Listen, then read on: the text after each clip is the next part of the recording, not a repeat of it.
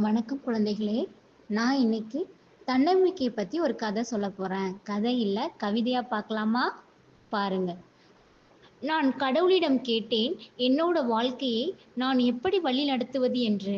கடவுள் சொன்னார், உன் வீட்டினுள் உள்ளே போய் பார். நானும் என் வீட்டினுள் உள்ளே போய் பார்த்தேன். அங்கு எல்லா பதில்களும் எனக்கு கிடைத்தன. இதோ உங்களுக்காக. உன் எண்ணங்களை உயர்வாக வை என்று மேற்கூரை சொன்னது. என்னை மாதிரியே குளிர்ச்சியாக கூலாக இரு என்று காத்தாடி சொன்னது. நேரத்தை மதிக்கணும் என்று கடிகாரம் சொன்னது. என்னை மாதிரி உன்னையும் புதுப்பித்துக்கொள் என்று காலண்டர் சொன்னது. வருங்காலத்துக்காக சேமித்துக்கொள் என்று மணிபர்ஸ் சொன்னது. உன்னை மட்டும் பார் என்று கண்ணாடி சொன்னது.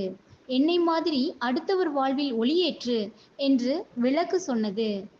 பரந்த மனப்பான்மையாக இரு என்று ஜன்னல் சொன்னது. எப்போதும் கீழே பணிவாக இரு என்று தரை சொன்னது. வாழ்க்கையில் ஒவ்வொரு படியிலும் ஏறும்போதும் கவனமாக அடியெடுத்து வை என்று படிக்கட்டு சொன்னது. ஆகவே குழந்தைகளே, இதுபோல் நம் வாழ்க்கையில் நாமும் பின்பற்றி வந்தால் நிச்சயமாக மிக உயர்ந்த நிலைக்கு நாம் வரலாம். நன்றி குழந்தைகளே.